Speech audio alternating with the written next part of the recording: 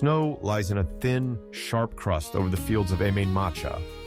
A raven settles on the white ground, tilts its head, and begins to tear at the red body of a slaughtered calf. Black feathers, white snow, bright blood. Behind a shuttered window, a young woman watches. She has been hidden here for years, raised in seclusion at the command of the King of Ulster. The bards say she was hidden to protect the kingdom from a terrible prophecy, that because of her beauty, warriors would fall, a royal house would be broken, and the proud province of Ulster would be plunged into sorrow. She presses her hand to the cold stone and whispers that she will love only a man who bears the colors she sees before her now: hair as black as the raven, skin as pale as the snow, lips as red as the spilled blood. According to the medieval Irish tale known as n-Uislenn, the Exile of the Sons of Uisliu, preserved in a 12th century manuscript called the Book of Leinster, this quiet wish is the spark that will burn a kingdom. Soon, she will see such a man. His name is n-Uislenn, a young warrior of King Conchobar's household. When their paths cross, desire will collide with prophecy. They will flee to Scotland. Blood will flow in Ulster's royal house, and Deirdre, the woman at the center of it all, will become one of the most famous tragic figures in the literature of Ireland and Scotland. But where did this story come from, and why did people keep telling it for over 1,000 years?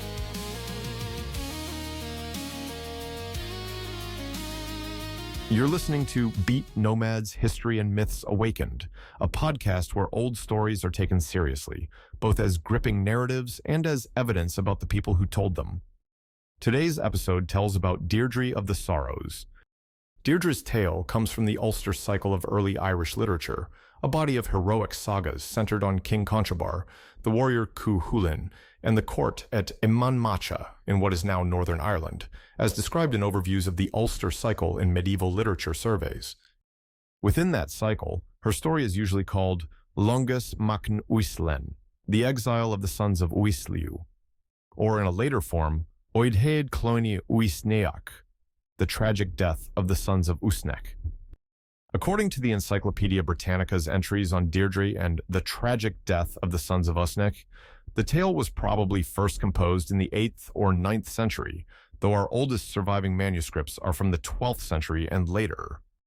It was later grouped as one of the Trí True na Scéalaíochta, the three sorrows of storytelling, alongside the fates of the children of Lear and the children of Tuairion, in a 15th century compilation of tragic tales. So here is our roadmap for this episode. First, the context. Where and when Deirdre's story was written down, and what that tells us about the world that produced it. Then, the legend in motion, how the story changes between the older and later Irish versions, and how it crosses the sea into Scottish Gaelic oral tradition. Finally, the why. What scholars think this legend meant to medieval audiences, how modern writers have reshaped it, and why Deirdre still speaks so powerfully today. Beneath all of that sits one central question. What does Deirdre's legend reveal about beauty, power, and women's choices in the cultures that told her story? So far, we've peeked through a shutter at a girl watching ravens in the snow. Now, let's step back and ask where that scene comes from.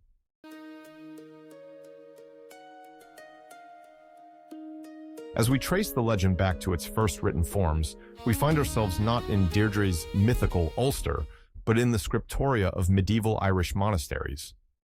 The oldest surviving version of Deirdre's story appears under the title Longus n-Uislenn in the Book of Leinster, a large 12th century manuscript compiled around 1160 and now catalogued as MS 1339 at Trinity College, Dublin. The Book of Leinster's contents, described in reference works on medieval Irish manuscripts, include historical and genealogical material, religious texts, and heroic sagas. Among them the earliest known version of the tragic death of the Sons of Uisneach. A second medieval witness to the tale appears in another important codex, the Yellow Book of Lecan, also held at Trinity. Modern editors such as Vernam Hoole, Ernst Windisch, and R.I. Best have worked from these manuscripts to produce critical editions and translations of Longus n-Uislenn, now accessible through University College Cork's CELT project and related bibliographies. The CELT introduction notes that the oldest extant manuscript copy dates to the 12th century, even though linguistic and stylistic evidence suggests the story's composition a few centuries earlier. The dating aligns with Britannica's assessment that the tale was first composed in the 8th or 9th century, then copied by Christian scribes into later vellum books. Those scribes placed Deirdre's tragedy within the Ulster Cycle, whose stories are set in a pre-Christian heroic age centered on Conchobar's court at n-Uislenn and conflicts with neighboring kingdoms, even though the texts themselves were written centuries later in Old and Middle Irish, as summarized in standard overviews of the cycle. The world Deirdre inhabits, chariot-riding warriors, druids who speak prophecies, cattle raids, and royal feasts, reflects an idealized Iron Age past seen through medieval eyes. The older, longest n-Uislenn version begins as the Celtic edition shows, with a great feast at the house of Fedlimid MacDiall, Conchobar's storyteller. His pregnant wife cries out. The unborn child shrieks so loudly that all present fall silent. The king's chief druid, Cathbad, is summoned. In a poem embedded in the prose, he foretells that the girl to be born, whom he names Deirdre or Deirdre, will possess extraordinary beauty, but bring about exile, slaughter, and the downfall of Ulster's champions. At this point, the assembly urges that the infant be killed. According to both the medieval text and modern summaries like those in Britannica, King Conchobar forbids it. Instead, he decides to have Deirdre raised in seclusion, with the plan of marrying her himself when she comes of age. In the Book of Leinster's version, she is reared by a woman named Lebercam, with only a nurse and a foster mother for company, so that no man of Ulster might see her, until the king claims her, as summarized by Douglas Hyde and other early translators. Already the story is doing several things at once. It stages a classic tragic prophecy. The attempt to avoid it is exactly what fulfills it. It shows a king treating a girl's body as a piece of royal property to be guarded until he wishes to use it. And it places Deirdre, quite literally, outside ordinary society from her earliest days. So far, we have a prophecy, a hidden girl, and an aging king waiting to marry her. But what happens when desire enters the story?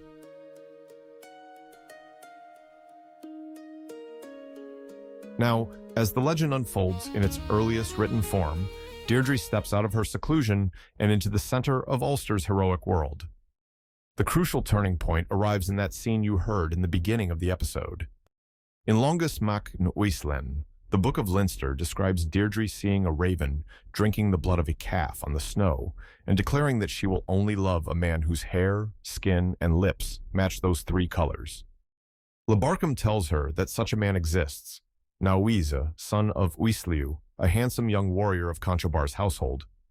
According to retellings based on the medieval text, Deirdre demands to meet him and urges him to elope with her rather than allow her to be married to the king.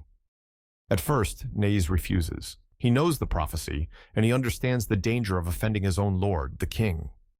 But in the Book of Leinster version, Deirdre physically seizes him and places his head on her breast, effectively binding him to her by shame and desire, as summarized in the English translation published in the n-Uislenn saga collection and noted in modern mythological handbooks.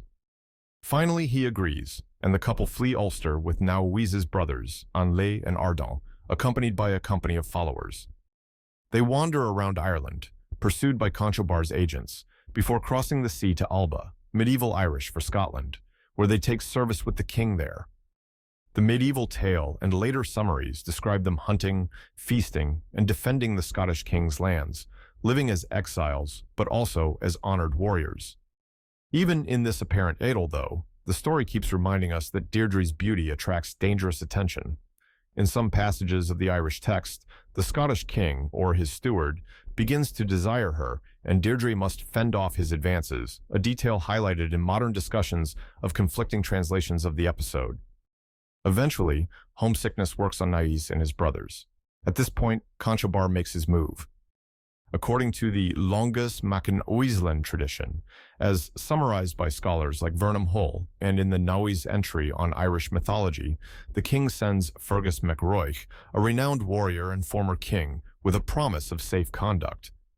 In some recensions, Fergus is bound by a geis, a personal taboo or sacred obligation, not to refuse hospitality, which Conchobar's allies exploit by luring him aside to a feast, leaving Deirdre and the Sons of Uisliu unprotected when they reach n-Uislenn.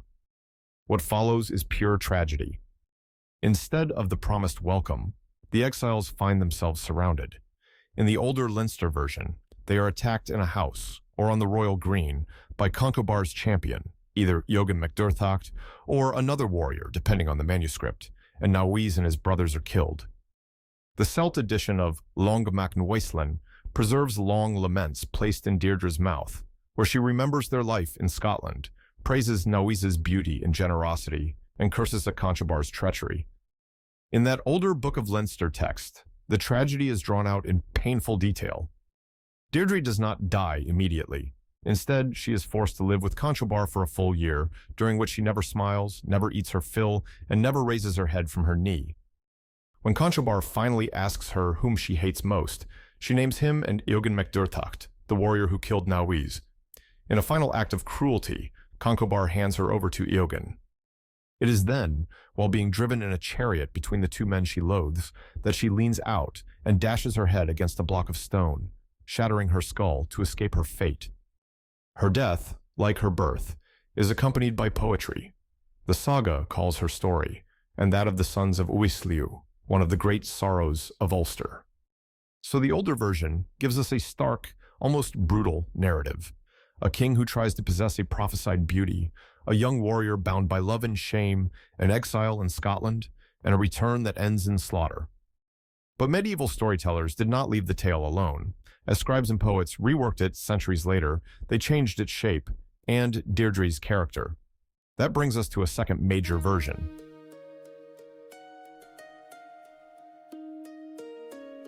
Now, as the legend passes into later medieval and early modern Ireland, it acquires a new title, a new structure, and a slightly different emotional tone.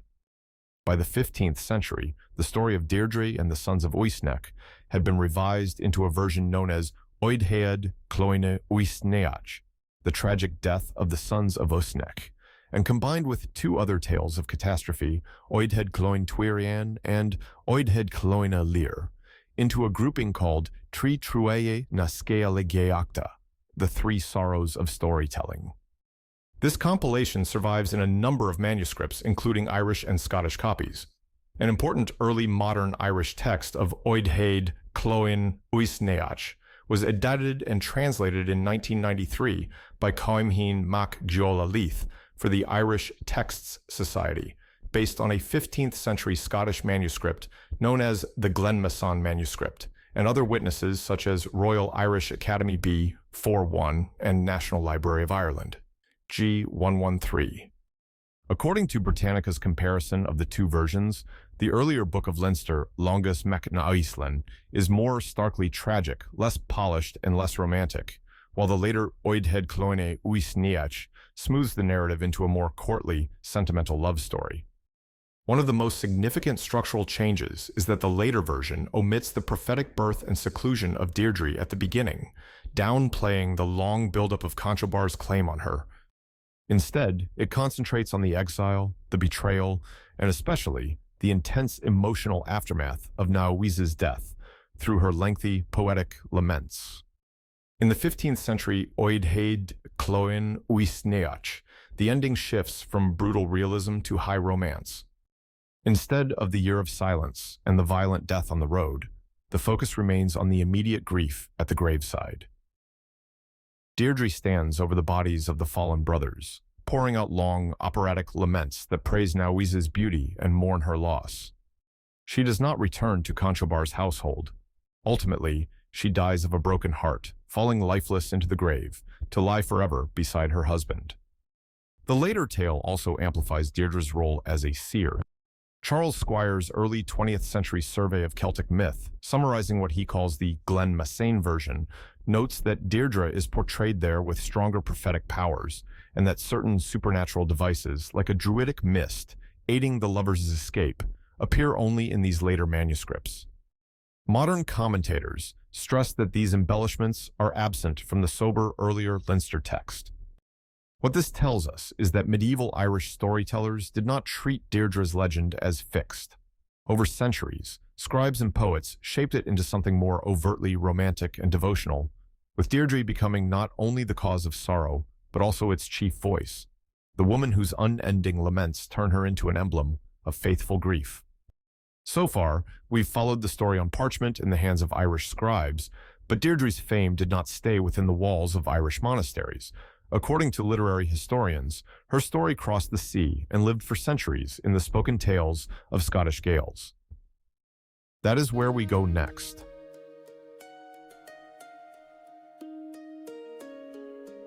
Now, as the legend travels into the Scottish Highlands and Islands, it becomes part of a living oral tradition.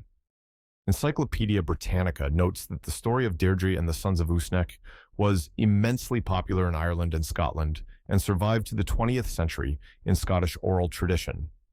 Scottish Gaelic storytellers knew the heroine as Deirdre or Deirdre, and they placed her exile not in an abstract Alba, but in specific landscapes, glens, islands, and sea lochs, familiar to their audiences, as indicated by surveys of Gaelic narrative and examples of the tale in Scottish collections.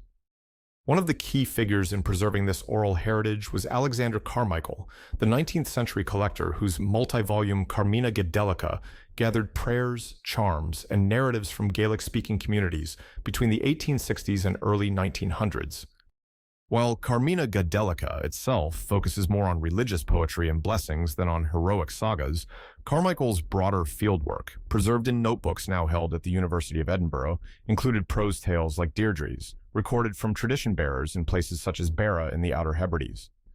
A version recorded by Alexander Carmichael from tradition bearers in Barra during his fieldwork in the 1860s to 1870s, including material from the MacNeil family collected around 1867, describes Deirdre, n-Uislenn, and his brothers live as fugitives among the Isles before being lured back to Ireland by false promises of peace. In that Barra telling, as summarized by the podcaster, familiar elements appear: the prophecy at Deirdre's birth, her upbringing apart from other people, her active choice to seize n-Uislen's hand and insist on elopement, the long sojourn in Scotland, and the bloody treachery that awaits them on their return. Other Scottish Gaelic texts, such as the narrative Marbad Cloin Uisneach, the slaying of the children of Uisneach, n-Uislenn, edited and translated by Richard Cox, preserve related storylines in which the emphasis falls strongly on the journeying in Alba and the kinship ties between Irish and Scottish rulers. These variants often localize episodes to particular glens or headlands, turning the pan-Gaelic tragedy into a map of remembered places. The core pattern remains constant: a foretold woman whose beauty will bring sorrow, a possessive king, a chosen lover, exile across the sea, betrayal on return, and a death that seals the story. But listeners in Barra or Skye or Argyll would have heard these events as part of their own landscape and family memory, not just as echoes of old Irish manuscripts. At this point in the episode, let's take stock. So far, we've traced Deirdre from a 12th century Irish manuscript to later compilations and then into 19th century Scottish oral tradition. Now, we turn to the bigger questions. What did all this mean to the people who kept telling it? And how have modern writers changed the way many of us think about Deirdre today?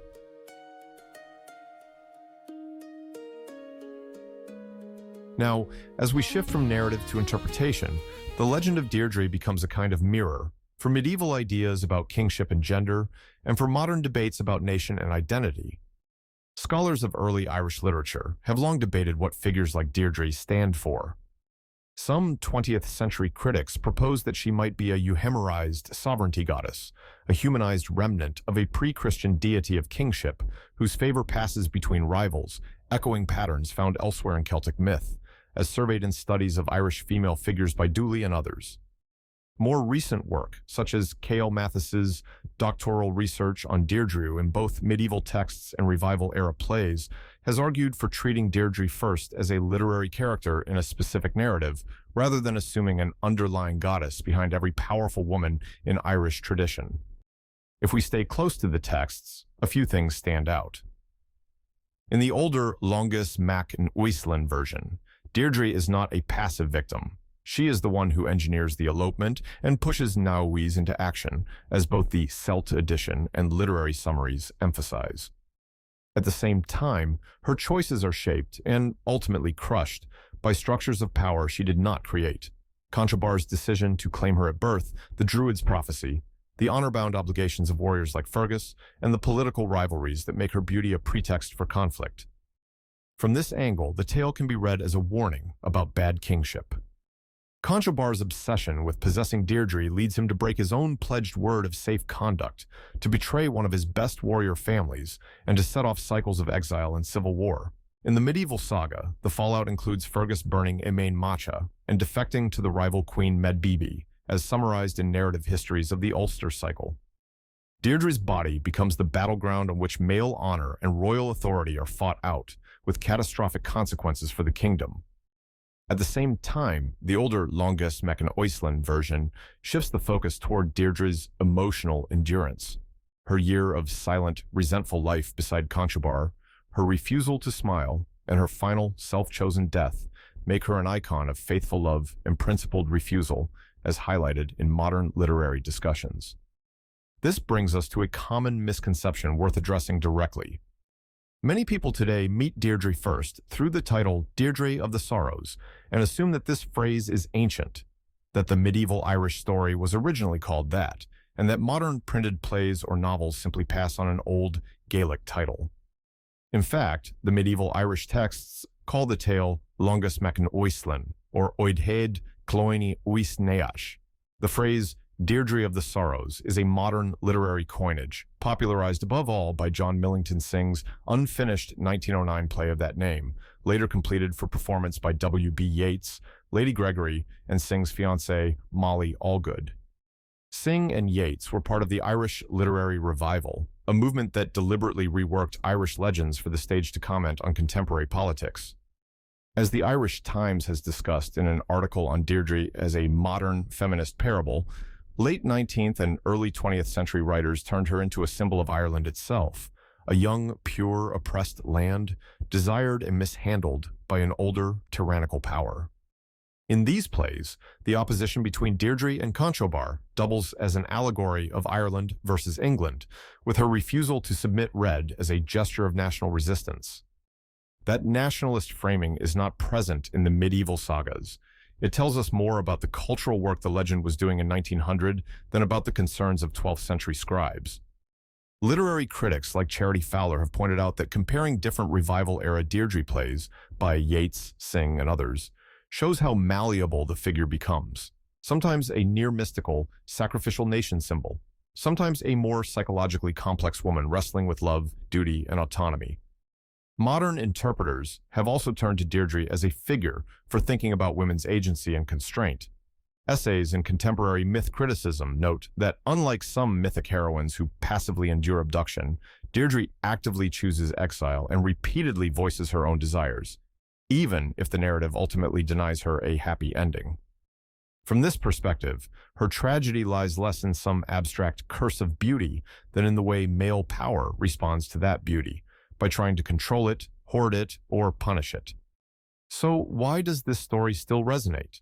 Partly because its emotional architecture is so strong, prophecy, forbidden love, exile, betrayal, and defiant death, but also because it crystallizes questions that remain painfully current. What happens when a society treats women's bodies as property of the powerful? What does it cost to defy a king, or a government, or a social order, when that defiance is rooted in love and a sense of self? And how do communities turn individual suffering into shared narrative, into the kind of story that bards were once required to know as a prime tale, as early 20th century commentators on Irish bardic tradition observed?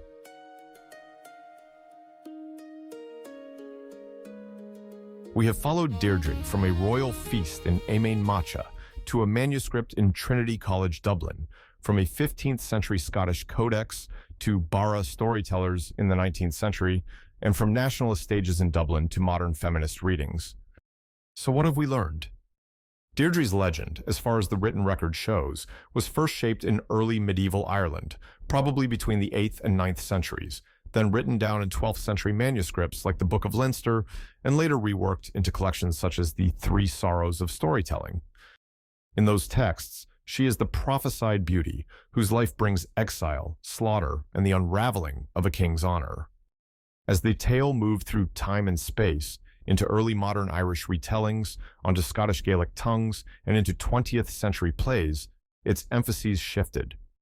Some versions highlight Deirdre's initiative and the political disaster of Conchobar's choices. Others dwell on her grief, her unwavering loyalty to n-Uislenn, and her refusal to submit to an unwanted marriage. Taken together, the legend offers a stark reflection on how power, desire, and prophecy interact. It shows us a world where attempts to control fate can create the very catastrophe they fear, and where a single woman's body becomes the site of struggles over kingship, loyalty, and identity.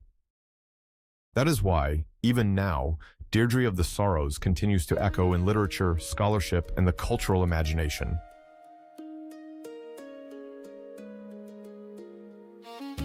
If you enjoyed this deep dive into the legend of Deirdre, consider following the podcast and leaving a review. It helps more curious listeners find these stories and supports the research that brings them to life. Next time, we are going to take a broader look at Irish mythology and talk about Leprechaun, this mischievous, solitary fairy from Irish folklore. Remember, be careful with your wishes. Until then, thanks for listening, and may the old stories keep speaking in new ways.